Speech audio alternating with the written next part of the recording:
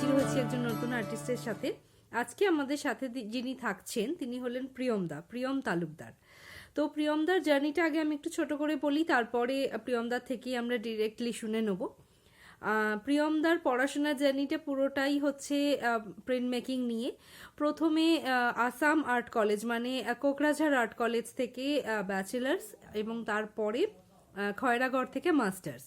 তো তারপরে দীর্ঘদিন ধরে খুবই স্টেবল একটা কেরিয়ার লাইফ লিড করছে প্রিয়মদা। সেই গল্পটাই আজকে আমরা শুনবো প্রিয়মদার কাছ থেকে। তো আরেকটা কথা, আমাদের দর্শকরা খুব ভালো রেসপন্স করছেন, আমাদের খুব ভালো লাগছে, কিন্তু আপনারা ইউটিউবটাকে একটু বেশিভাবে সাবস্ক্রাইব করুন, একটু শেয়ার করুন, কারণ আপনারা শুধু নিজেরা দেখলেই তো হবে না, সকলের সাথে আপনারা শেয়ার করে নিন। আমাদের ডকুমেন্টেশন গ্যালারিটাও মানে আর্ট আর্টিস্ট আড্ডা অনলাইন গ্যালারিটাও ডিজাইন চেঞ্জ হয়েছে, যেহেতু আমরা 2022-এ নতুন করে শুরু করলাম। আমাদের ব্লগিং পেজ আসছে আগামী পরশু থেকে, মানে মঙ্গলবার থেকে 18th জানুয়ারি থেকে আমাদের ব্লগিং পেজ স্টার্ট হচ্ছে, যেখানে আমরা ডকুমেন্টেশন করব বিভিন্ন ইভেন্টের, যেখানে আমরা আর্ট ইভেন্ট, যেখানে একটু অন্য রকমের কাজ করার চেষ্টা করা হচ্ছে। তো আমাদের সাথে থাকুন, আমাদের ইনস্টাগ্রামকে ফলো করুন আপডেটস পাওয়ার জন্য। যারা যারা আমাদের ফেসবুক অ্যাকাউন্টে জয়েন করতে পারছেন না, তারা আমাদের ফেসবুক পেজেতে লাইক করে রাখুন, ফেসবুক গ্রুপেতে আপনারা জয়েন করতে পারেন, যেখানে আমরা আপনাদের সাথে সরাসরি কানেক্টেড হতে পারবো। এবং আপনারা সব থেকে ভালো হয় যদি আপনারা ইউটিউবে আমাদের সাথে যোগাযোগ স্থাপন করতে পারেন। ইউটিউবে আমাদের চ্যানেলটা হলো আর্ট আর্টিস্ট আড্ডা। আর্ট আর্টিস্ট আড্ডা চ্যানেলে আমাদের প্রত্যেক উইকের যে ভিডিওসগুলো শ্যুট হচ্ছে, মানে আমাদের ইন্টারভিউসগুলো শ্যুট হয়, সেই ইন্টারভিউসগুলো আমাদের দেওয়া থাকে ইউটিউবে।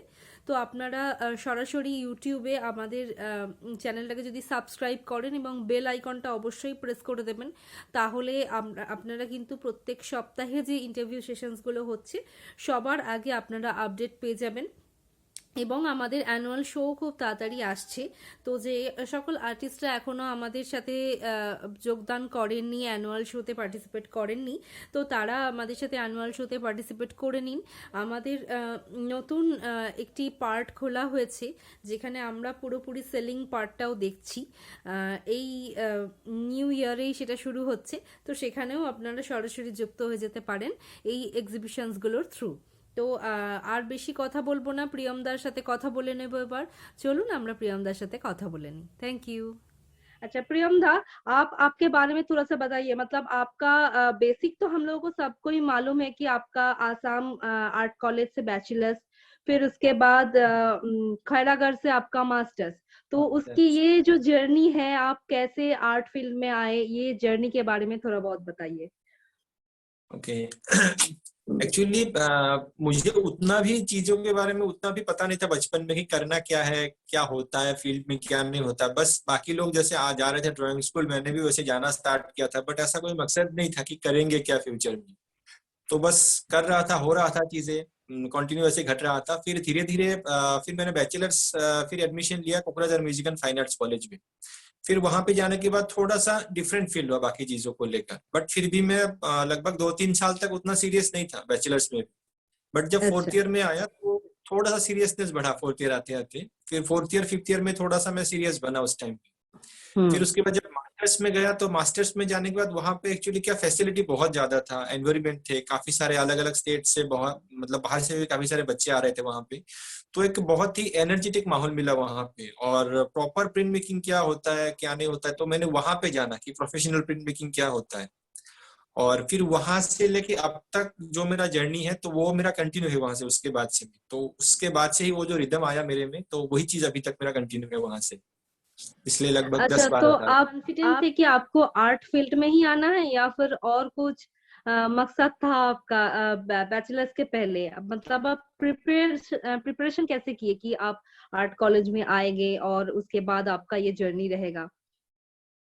पहले एक आर्ट स्कूल में पढ़ा था वहां पे 5 साल तक। तो 5 साल खत्म अच्छा। होने के बाद वहां पे और कोर्स नहीं था उस स्कूल में, तो सर ने बोला कि स्कूल में तो है नहीं तुम्हारा कोर्स और कुछ, तो तुम एक काम करो, तुम सैटरडे संडे हमारे स्कूल में आ जाओ, बच्चों को सिखाओ तुम वहां पे। अच्छा। तो मैं वहां पे टीचर बन गया था स्कूल में। तो फिर उसके बाद सर ने बोला कि तुमको अगर इंटरेस्ट है बहुत ज्यादा तो ऐसे आर्ट कॉलेज भी है, तुम वहां पे पढ़ाई कर सकते हो, अगर तुमको इंटरेस्ट है। अच्छा। तो मैंने बोला कि चलो ठीक है, स्कूल में पढ़ लिया, कॉलेज में भी पढ़ लेते हैं, कौन सी बड़ी बात है, आना जाना ही तो करना है। तो इसीलिए पहले 2-3 साल तक पता ही नहीं चला था उतना। फिर जब प्रिंट मेकिंग जब से मैंने स्टार्ट किया 3rd ईयर में, जब मुझे प्रिंट मेकिंग मिला फर्स्ट टाइम करने के लिए, तो उसके बाद से थोड़ा सा नजरिया मेरा चेंज हुआ, मतलब इन सब्जेक्ट को लेकर कि क्या होता है, डिवाइड, पेंटिंग अलग, sculpture, print making, applied art और बाकी सारी चीजें। और फिर भी बैचलर्स तक मेरा ऐसा कोई मकसद नहीं था, और मुझे पता भी नहीं था कि मैं मास्टर्स में एडमिशन होगा कि नहीं होगा, क्योंकि वहां पे फैसिलिटी उतना नहीं था प्रिंट मेकिंग, मतलब विजुअल आर्ट के लिए भी।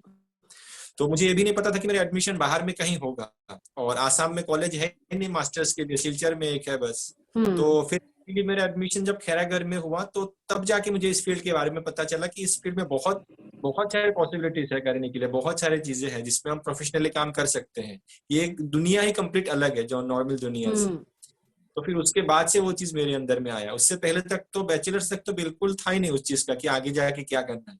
नॉर्मल जैसे कोर्स करते, मैं भी कोर्स ही कर रहा था वहां पे। ओके। सिर्फ मास्टर के बाद फिर चीजें चेंज हुआ वहां पे। अच्छा, आफ्टर मास्टर्स आप तो बहुत सारे नेशनल इंटरनेशनल एनुअल एग्जीबिशंस में पार्टिसिपेट किए, आपका बहुत सारा आपको स्कॉलरशिप मिला है। तो ये जो जर्नी है आप वो कहाँ से, मतलब मास्टर्स के। रहा था। फिर उसके बाद 13 तक मैं खैरागढ़ में ही था। मास्टर्स मैंने 10 में कंप्लीट किया, और 3 साल में वहीं पे रह के काम किया, क्योंकि वो जगह भी थोड़ा अच्छा, सस्ता था और काम करने के लिए माहौल भी अच्छा था वहां पे। तो तो फिर आपके उसके बाद उस टाइम कॉलेज का जो स्टूडियो था वहां पर एक्सेस करते थे या फिर कोई प्राइवेट स्टूडियो एक्सेस करते थे? नहीं, सर ने बोला था काम करने के लिए, बट मैंने उठकट ही ज्यादा करता था, तो मैं अपने रूम पे ही काम करता था मैक्सिमम। अच्छा, ओके। और जब मेरा काम कंप्लीट होता था तो मैं सर कॉलेज में जाकर डिस्प्ले कर देता था, तो सर देख के फिर अप्रिशिएट करते थे और बोलते थे भी थे कि तुम यहाँ पे पार्टिसिपेट करो, वहाँ पे पार्टिसिपेट करो। तो वो चीज बड़ा अच्छा लगता था मुझे। तो सर ने बहुत सपोर्ट किया उस टाइम पे मुझे इन सब चीजों में। तो अ, फिर वहां से फिर 13 तक मैं वहीं पे रहा। फिर हम्म। 14 में मुझे ललित कला का स्कॉलरशिप मिला 14 में। तो उस टाइम फर्स्ट टाइम मैंने अप्लाई किया था, ओके। फर्स्ट टाइम में मुझे मिल गया था 14 में। तो तब मैं जाके खैरागढ़ छोड़ के वहां से उड़ीसा शिफ्ट हुआ, वहां से वहां पे, अच्छा, हाँ फिर मैंने वहां पे शिफ्ट हुआ। ओके। तो उसके बाद से ये पूरा जर्नी। हाँ, उसके बाद से फिर अभी तक चल रहा है कंटिन्यू। ओके, तो नागदास सर के अंडर आप काम किए पूरा मास्टर्स, और उसके बाद 3 साल। तो ये हाँ जर्नी आपका मतलब नागदास सर तो बहुत फेमस टीचर है और जी। फेमस आर्टिस्ट भी है। तो उनके अंडर आप काम करके आपका कैसा मतलब कैसा फीलिंग कैसा हुआ? अब सर के अंडर में वही था ना कि सर को कुछ मतलब बोलने की जरूरत ही नहीं होता था, सिर्फ कंधे पे हाथ रख देते थे, बोलते थे ना बहुत अच्छा बेटा, गुड, कंटिन्यू करो, बस उतना ही सर के लिए काफी था बोलना हम लोगों के लिए। तो एक अलग से एनर्जी आ जाता था। बाकी जैसे होते हैं कि बैठ के बात करो, डिस्कशन करो, उतनी चीजों की जरूरत ही नहीं होता था उतना। बस सर का कंधे पे हाथ रख देना ही बहुत बड़ी बात होता था हम लोगों के लिए, मतलब अच्छा काम कर रहे हैं। तो वो एक बहुत बड़ा इम्पैक्ट है मेरी लाइफ में इस मामले में। तो मुझे लगता है कि मैं खैरात हो सकती आज मैं इस स्टेज में नहीं होता। तो इसलिए मैं अपने आप को बहुत लकी मानता हूँ कि मैं खैरागढ़ में गया, और वहां से मेरा ये जर्नी जो है कंप्लीटली लाइफ ही टर्निंग हो गया। और उसमें सर का बहुत बड़ा हाथ है। अभी भी मैं सर को वही बोलता हूँ कि आपका बहुत बड़ा हाथ है मेरी लाइफ को चेंज करने में। या तो इसके बाद जो मैं क्वेश्चन आपसे करूंगी वो है आपका काम के बारे में, मतलब इंटरव्यू सेशंस तो बहुत कम टाइम का है, तो डायरेक्टली क्वेश्चन में हम ठीक लोग है। चले जा रहे हाँ हैं। हाँ, अच्छी बात है। तो भैया जो बात है कि आप जो काम का जो जर्नी आपका रहा है एकदम मतलब आप तो पूरा प्रिंट मेकिंग में ही आपका पूरा जो बैचलर्स मास्टर्स उसके बाद ये जो प्रोफेशनल हाँ लाइफ है। तो प्रिंट मेकिंग का जो आपका सब्जेक्ट रहा है, पहला बात तो है कि आप प्रिंट मेकिंग सिलेक्ट क्यों किए? मतलब सब लोग ऐसा ही मैक्सिमम टाइम होता है कि आर्ट कॉलेज में जाना है, उसके बाद पेंटिंग लेकर पढ़ना है, वही एक जर्नी होता है। तो यही एक आम तौर पर हम लोग सुनते रहते हैं। तो वहां से हटकर प्रिंट मेकिंग, तो आपका जो प्रिंट मेकिंग सिलेक्शन के बारे में आप थोड़ा पहले बताइए, उसके बाद हम दूसरा क्वेश्चन करते हैं। ओके। इसमें सबसे पहले तो है फर्स्ट ईयर सेकेंड ईयर की बात है, बैचलर्स की बात है। तो मैंने उससे पहले भी स्कूल में मैंने बोला था कि स्कूल में मैंने टीचिंग भी किया था, सीखा भी था। तो वहां हम्म। पे मैंने ऑलमोस्ट पेंटिंग के सारे मीडियम सीख लिया था, ऑयल पेंटिंग से लेके एक्रेलिक से लेके टेम्पेरा से लेके सब कुछ मैंने सीख लिया था उस टाइम पे। तो जब मैंने फर्स्ट टाइम प्रिंट अच्छा। मेकिंग किया वहां पे, ब्लैक एंड व्हाइट काम ही किया था, तो वहां पे मुझे अलग एक फील हुआ वहां पे कि हम लोग वुड पे ड्राइंग कर रहे हैं, उसको कटिंग कर रहे हैं, जब प्रिंट आ रहा है तो उसका अलग से ट्रांसफर हो जी, मतलब कंप्लीट मिरर इमेज आ रहा है उसका। तो ये चीजें बहुत एक्साइट किया मुझे उस टाइम पे, सेकेंड ईयर में ही। और जब हम लोग का फाउंडेशन जो 2 साल का होता है ना, तो उन 2 साल में हम्म। ग्राफिक्स में मुझे सबसे कम नंबर मिला था। जबकि स्कल्पचर अच्छा। और पेंटिंग में बहुत अच्छे नंबर थे मुझे, लेकिन ग्राफिक्स में 55 मिला था मुझे सिर्फ। और जब मैंने घर में आके बोला कि मुझे मैं प्रिंट मेकिंग में ही मतलब मास्टर वो बैचलर्स करना है, मतलब सब्जेक्ट लेना है, तो घर वाले बोले कि सबसे कम नंबर इसी में है तो इसको क्यों लेना है। बोले कि नहीं मुझे अच्छा लगा, मैं इसी को लूंगा। अब मुझे उसके बारे में पता नहीं था कि आगे जाके क्या है क्या नहीं, बस मुझे उस टाइम बहुत अच्छा फील हुआ प्रिंट मेकिंग को लेकर। तो उसके बाद से मैंने आज तक पीछे मुड़ के नहीं देखा। वो जो एक चस्का चढ़ा था प्रिंट मेकिंग को लेकर, मैं अभी तक उसके अंदर में घुसता ही गया, घुसता ही गया। तो जाके मतलब जितना अंदर जा रहा हूँ उतना ही बड़ा खोल रहा है मेरे सामने प्रिंट मेकिंग क्या है। तो इसलिए मैं प्रिंट मेकिंग छोड़ के अदर मीडियम में जाने के बारे में मतलब सोचना भी बहुत मुश्किल है। अभी तो 8-10 साल का प्रोजेक्ट मेरे पास रेडी है कि मुझे करना क्या है 8-10 साल तक प्रिंट मेकिंग में। अच्छा, तो इसके बाद ये तो हो गया कि प्रिंट मेकिंग में आप क्यों आए। उसका बाद जो है कि आप जैसे बैचलर्स तक तो एक नॉर्मली हम लोग का स्टडी बेस्ड काम होता है, लैंडस्केप स्टडी करते हैं हम लोग प्रिंट मेकिंग में ज्यादातर, या स्टिल लाइफ स्टडी करते हैं। तो उसके बाद जब हम लोग का एक्चुअली प्रोफेशनल लेवल स्टार्ट होता है मास्टर्स से, तो वहां पर आप जो आपका प्रोफेशनल काम जो स्टार्ट किए हैं, वो उसमें आपका सब्जेक्ट जो रहा है उसके बारे में थोड़ा सा बताइए। सब्जेक्ट का क्या है ना, मेरा एक्चुअली मैं एक सब्जेक्ट पे टिका हुआ नहीं हूँ अभी तक। मतलब जैसे कि लोग हम्म। सीरीज में काम करते हैं ना, मैं सीरीज वाइज उस तरह से काम नहीं करता हूँ। जैसे बैचलर्स की बात है, जो बैचलर्स में मैंने जो काम किया था ना, क्योंकि मेरे दिमाग में बहुत सारे नेगेटिव चीज था उस टाइम पे, तो मैं नेगेटिव एलिमेंट्स को लेके बैचलर्स में काम किया पूरा। फिर मैं जब ओके। मास्टर्स में गया तो वहाँ पे बहुत सारे पॉजिटिव एनर्जी मिला मुझको। तो वहां पे फिर मैंने पॉजिटिव चीजों को लेके काम किया। फिर मेरा जो सराउंडिंग्स था, जो बैकग्राउंड था, उससे रिलेटेड मैंने काम किया। और जब मास्टर्स में कर रहा था और मास्टर्स खत्म होने के बाद मुझे वहां पे मशीनिज्म का बहुत मतलब मशीन का जो उपयोग था ना बहुत ज्यादा था वहां पे खैरागढ़ में। तो वो चीज मेरे दिमाग में बहुत भारी मतलब हैवी हो गया बहुत, कि मशीन का बहुत ज्यादा इस्तेमाल हो रहा था, जबकि आसाम में उतना नहीं होता है मशीन का इस्तेमाल। तो वो मेरे दिमाग आसाम में बहुत में, ज्यादा आसाम, इम्पेक्ट। एक मिनट मैं एक इंटरप्ट कर रही जी हूँ, जी। आप ये पूरा बात कंप्लीट करने के बाद थोड़ा सा बताइएगा कि आसाम में जो एक स्टाइल था और खैरागढ़ में एक दूसरा स्टाइल है, तो इसके मतलब ये जो अभी आप बोले कि आसाम में वैसा नहीं था, तो वो डिफरेंसेस के हाँ, बारे में थोड़ा सा बताइएगा। जैसे एक छोटा सा एग्जांपल है, जैसे हम लोग जैसे वुड कट हो गया, तो वुड कट में जैसे हम लोग वुड को पॉलिश करने के लिए मैनुअल रंधा होता है उससे घिसते थे, फिर सैंड पेपर से घिसते थे उसमें से, तो बहुत हार्डवर्क हो जाता था। और जबकि खैरागढ़ में कुछ नहीं था, ग्राइंडर मशीन लिया 2 मिनट में खत्म, पूरा सा पूरा पॉलिश होके आ गया वहां पे। और क्योंकि और ये डिफरेंस इसीलिए था क्योंकि खैरागढ़ में जो था 24 आवर्स बिजली था वहां पे, और आसाम में क्या था 5 या 6 घंटे दिन में बिजली रहते थे। तो लोग मैनुअल अच्छा। में ज्यादा काम करते थे। ओके। तो मेन डिफरेंट यही था वहां पे कि ये चीजें लाइफ को बहुत आसान कर दिया था खैरागढ़ में। तो वहां पे छोटे से छोटे चीजों के लिए मशीन का यूज होता था, जबकि आसाम में हम लोग घिस घिस के मर जाते थे उसी चीज को। तो इसलिए वहां पे जाने के बाद मशीन का बहुत एक भारी इम्पैक्ट पड़ा मेरे दिमाग में। तो मैंने काफी 2-3 साल सिर्फ मशीन के ऊपर ही काम किया। जो मेरे बैकग्राउंड में जो मशीन अच्छा। थे, इसमें ट्यूबवेल बिठाने वाले जो बड़े बड़े ट्रक्स आते थे जो रात भर काम करते थे वो पानी निकालने के लिए अंदर से, फिर गड्ढा खोदने के लिए जेसीबी मशीन हो गया, धान काटने के लिए बड़े बड़े ट्रैक्टर आते थे वो सारे, तो मैं सबका फोटोग्राफ्स कलेक्ट करता था जा जाके। फिर उसके अच्छा। बाद मैं अपने तरीके से उसको फ्रॉम तोड़ के फिर ट्रांसफर करता था मशीनिज्म को लेकर उसमें। फिर जिस तरह से माहौल चेंज होता गया उस तरह से फिर मेरे काम का कॉन्सेप्ट और आइडिया भी फिर चेंज होता गया। जैसे मैंने खैरागढ़ में 3 साल रुका वहां पे मैंने, तो वहां पे हम्म। मशीन्स पर ही मैंने काम किया। फिर जब मैं वहां से उड़ीसा शिफ्ट हुआ तो उड़ीसा में क्या था, वहां पे रिलीजियस एलिमेंट्स बहुत ज्यादा थे, मतलब मंदिर हो गया, मठ हो गया, ऐसे तो बहुत सारे रिलीजियस एलिमेंट्स थे वहां पे। तो उस टाइम मेरे काम के साथ जो मशीनिज्म था उस मशीनिज्म को मैं रिलीजियंस के साथ रिलेट कर रहा था उस उड़ीसा में। तो 3 साल जो अच्छा। मैं उड़ीसा में रह के काम किया, 2-2.5 साल, तो वहां पे रिलीजियस का एक बहुत ज्यादा प्रभाव आ गया था मेरे काम पे, जिसको मैंने मशीनिज्म के साथ फ्यूजन करके फिर मैंने प्रेजेंट किया था 2-2.5 साल में। फिर उसके बाद जिस तरह से मैंने अपना जगह चेंज करता गया, फिर वहां से मैं उदयपुर भी कुछ टाइम रहा, कोलकाता में रुका कुछ टाइम, फिर फाइनली जब दिल्ली शिफ्ट हुआ तो मेरे जगह के साथ साथ माहौल के साथ साथ तो कॉन्सेप्ट और आइडिया भी चेंज होता गया। और मेरा मेन एक्चुअली क्या है ना, मैं मेरे जो सराउंडिंग्स है, सराउंडिंग्स में जो भी हैपनिंग्स होता रहता है या जो भी मेरे दिमाग में चीजें चलता रहता है, मैं उसी से रिलेट करके एलिमेंट्स को क्रिएट करता हूँ। बाकी बहुत दूर का सोच के या बहुत कुछ इमेजिनेशन करके काम नहीं करता हूँ। आप मेरे काम को भी देखेंगे ना, दिखने से बहुत क्रिटिकल लगता है मेरे काम, लेकिन मैं जब समझा दूंगा ना तो एक एक एलिमेंट जो है ना मेरी आंखों से दिखता हुआ एलिमेंट है या मेरे सामने विजुअलाइज करता हुआ, बस मैंने उसको फॉर्म को तोड़ के थोड़ा डिस्टॉर्शन करके प्रेजेंट करता हूँ, इसलिए थोड़ा सा अलग दिखता है वो। बाकी जो एलिमेंट्स है सारे मेरे सराउंडिंग से रिलेटेड एलिमेंट्स ही होते हैं सारे।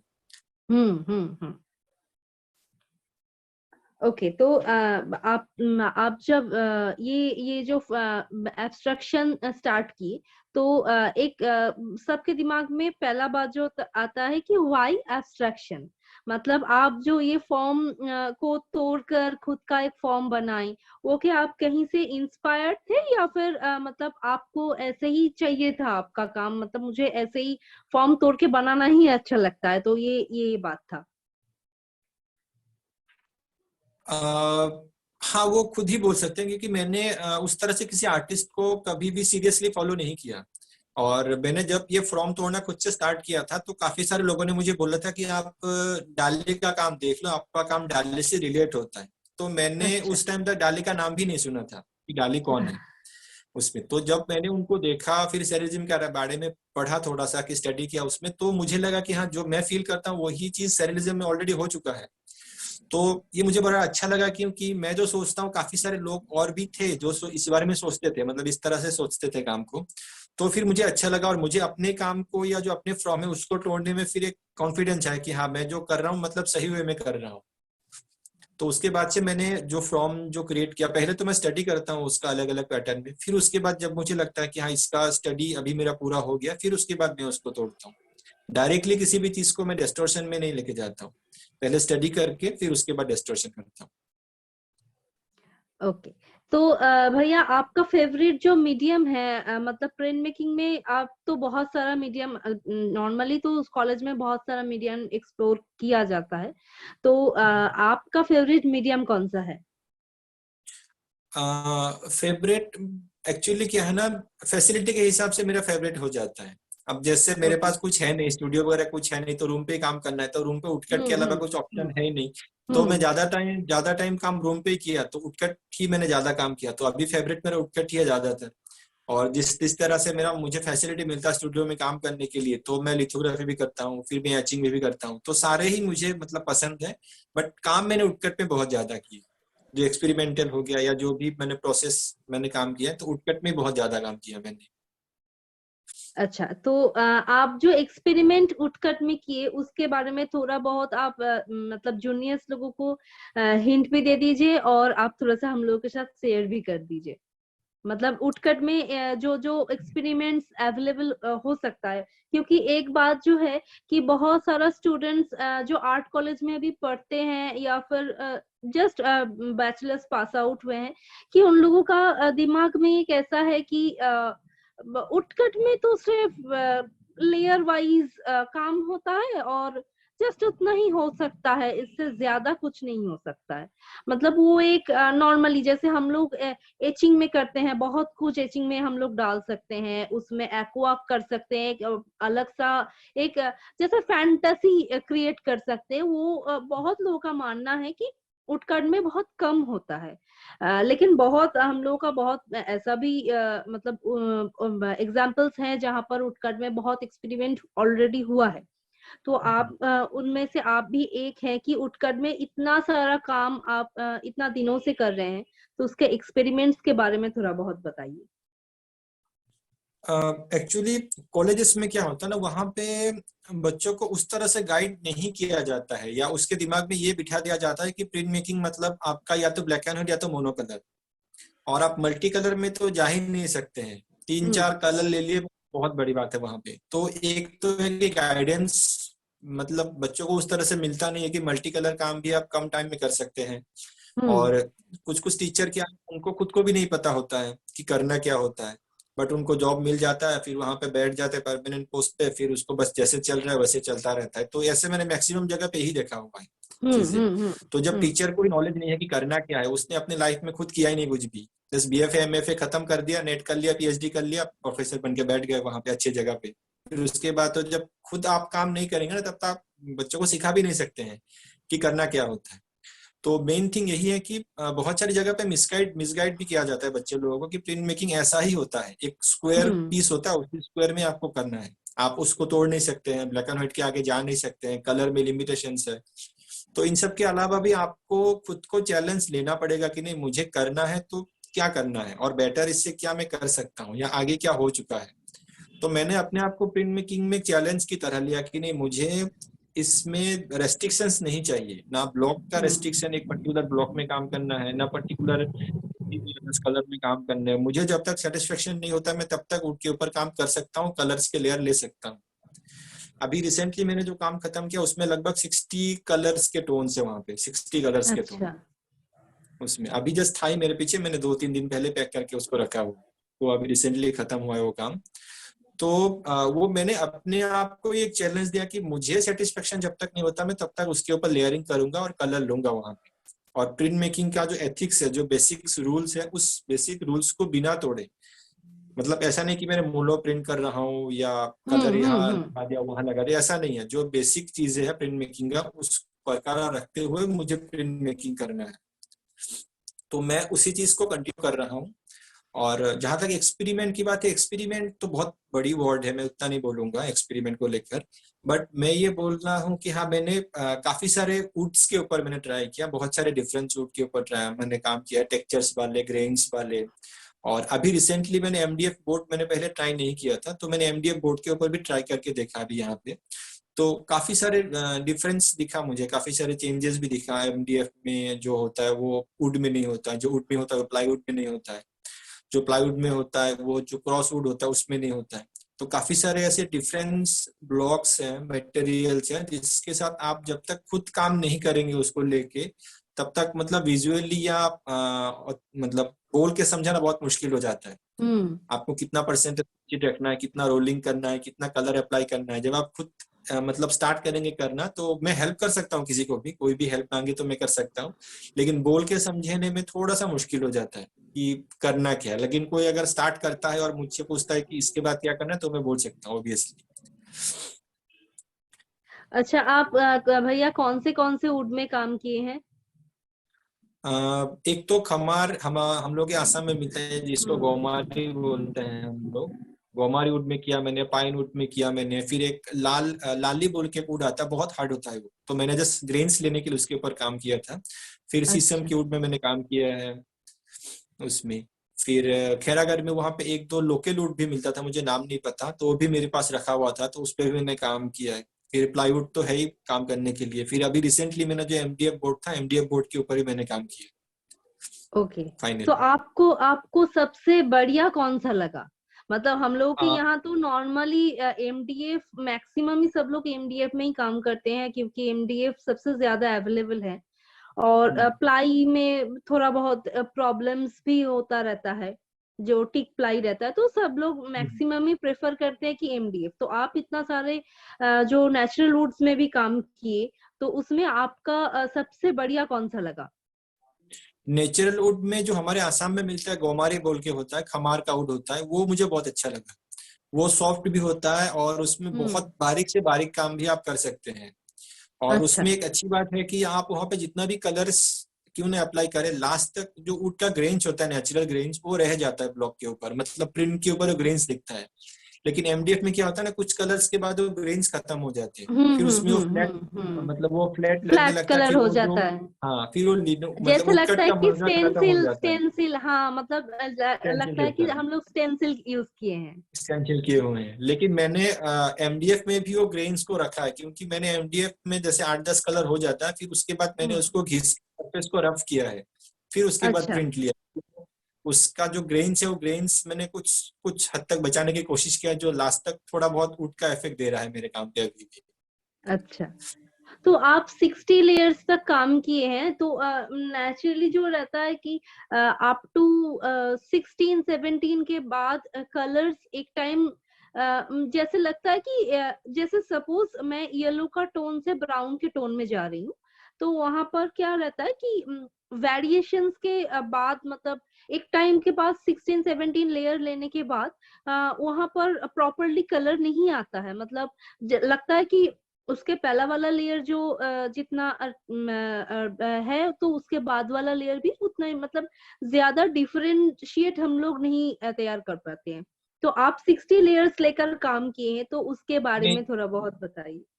देखिए 60 लेयर्स नहीं है, 60 कलर टोन्स है, मतलब 60 जी कलर्स है मेरे जी। काम। और हाँ हाँ लेयर हाँ। की बात करें तो लगभग 20-22-25 लेयर्स के आसपास है मेरे कलर्स ओके उसमें। Okay okay okay. और मतलब आप उसमें एक्चुअली एक ही लेयर में मल्टी कलर यूज किए हैं?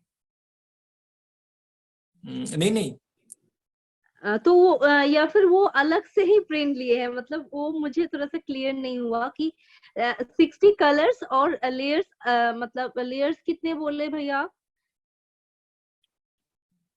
लेयर समझ लीजिए एक 20-25 लेयर्स होगा मिनिमम।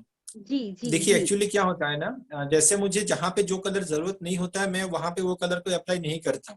हम्म। हम्म। जैसे मुझे फ्रेश कोई कलर चाहिए होता है तो उसको मैं हम्म। फ्रेश 2-3 कलर लेके फिर उस हिस्से को पूरा निकाल के उखाड़ के मतलब निकाल देता हूँ पूरा कंप्लीटली। फिर उसके बाद जो बैकग्राउंड होता है फिर वहां पे मैं कलर अप्लाई करता हूँ ओके। तो उसमें। अब आप एक और क्वेश्चन है आपके पास कि बहुत सारे स्टूडेंट्स लोगों का एक ऐसा मतलब कॉलेज का एक लंबा पीरियड रहता है, उसमें वो लोग लिथो एचिंग ये सब करने के बाद उन लोगों का एक दिमाग में बैठ जाता है कि अगर मुझे नेशनल या फिर इंटरनेशनल कोई भी एग्जीबिशन क्रैक करना है, तो मुझे एचिंग में ही काम करना पड़ेगा। मैक्सिमम स्टूडेंट्स, मतलब हम लोग के यहाँ बहुत सारे प्रिंट मेकिंग स्टूडेंट्स लोगों का यही बोलना है कि अगर मुझे ये क्रैक करना है, इसमें अवार्ड, मुझे अगर अवार्ड के लिए हम लोग लड़ते हैं, तो ज्यादातर प्रेफरेंसेस एचिंग में दिया जाता है। लेकिन आप इतना दिनों से उठकर में काम कर रहे हैं, सक्सेसफुल हैं, तो आपको क्या लगता है कि ये क्या सच्ची में सिर्फ मतलब सभी तो प्रिंट मेकिंग का ही मीडियम्स है, तो आपको उस बारे में क्या कहना है? मीडियम डिपेंड नहीं करता है, मीडियम डिपेंड करता है कि आपका काम का स्किल किस में है, कौन सी मीडियम को आप हम्म सबसे बेटर हैंडल कर सकते हैं वो डिपेंड करता है। एचिंग ही करना है, ड्राई पॉइंट ही करना है या लिथोग्राफी करना है ये जरूरी नहीं है। प्रिंट मेकिंग में कोई भी टेक्निक आप करें उसमें हैंडलिंग आपका अच्छा होना चाहिए, आपका 100% वहां पे होना चाहिए उस काम पे। कोई भी मीडियम करे आप, मीडियम का ऐसा कुछ नहीं है। अब देखा जाए तो हम्म मैंने अब तक खुद ही लगभग जितने भी 15-20 जो भी इंटरनेशनल एग्जीबिशन है उसमें से 10-12 तो मेरा उटकट के ऊपर ही सिलेक्शन हुआ है सारे। हम्म। 2 या 3 मेरे पास एचिंग होगा जिसमें सिलेक्शन हुआ है, बाकी मैक्सिमम जो है उटकट में ही मेरा सिलेक्शन हुआ है सारे। तो ऐसे मीडियम को लेकर ऐसा कोई है नहीं कि एचिंग ही करना है या लिथो ही करना है। आपको जो भी मीडियम सुइटेबल लगे उसको परफेक्टली करना है, ये बहुत जरूरी है। जी ओके। अब अभी हम लोगों के पास व्हाट्सएप ग्रुप में एक क्वेश्चन आया है आपके लिए, कि ये आपसे पूछना था। ओके, तो आपसे एक रिक्वेस्ट था कि आप थोड़ा बहुत मतलब कोलकाता बेसिस बहुत अभी नॉर्मली नेट में सारा इंफॉर्मेशन अवेलेबल रहता है, लेकिन तभी भी आपसे एक क्वेश्चन किया गया है कि जूनियर लोगों की तरफ से आप थोड़ा बहुत इंटरनेशनल सोर्स के बारे में बताइए, मतलब सिर्फ प्रिंट मेकिंग जो लोग कर रहे हैं उन लोग कौन से इंटरनेशनल शो मींस अब्रॉड का जो शोज रहता है उसमें वो लोग पार्टिसिपेट कर सकते हैं।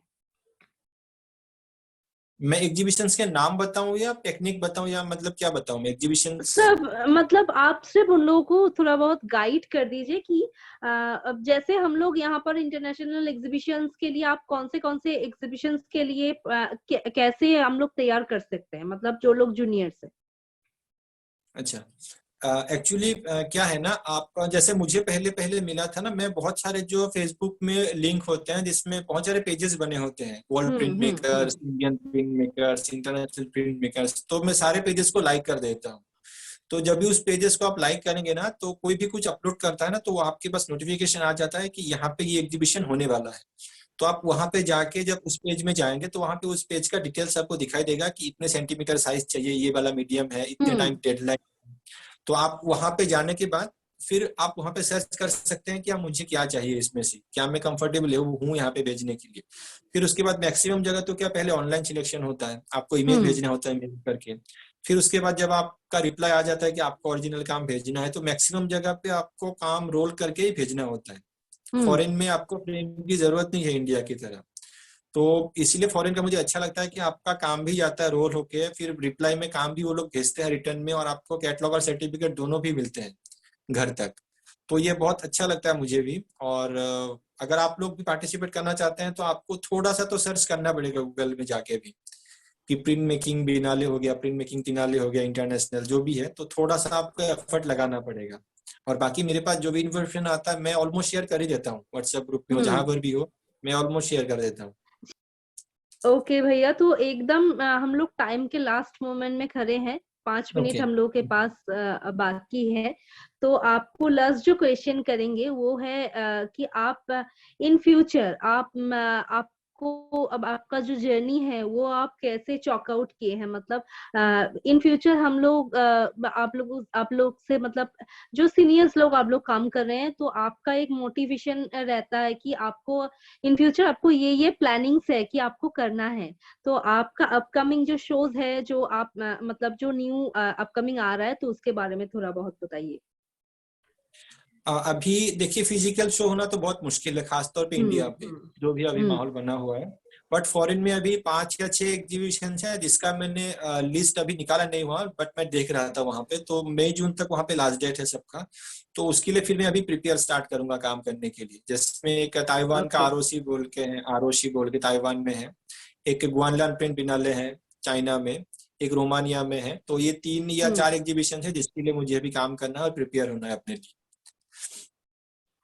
ओके, थैंक यू भैया, इतना टाइम हम लोगों के साथ स्पेंड करने के लिए। बहुत अच्छा लगा आपसे बात कर कर। और ये यूट्यूब में डालने के बाद ये पूरा इंफॉर्मेशन हम सबके पास ओपन हो जाएगा। तो थैंक यू सो मच, आप इतना सारा इंफॉर्मेशन हम लोग के साथ शेयर किए। Thank you so much from art artist at the group.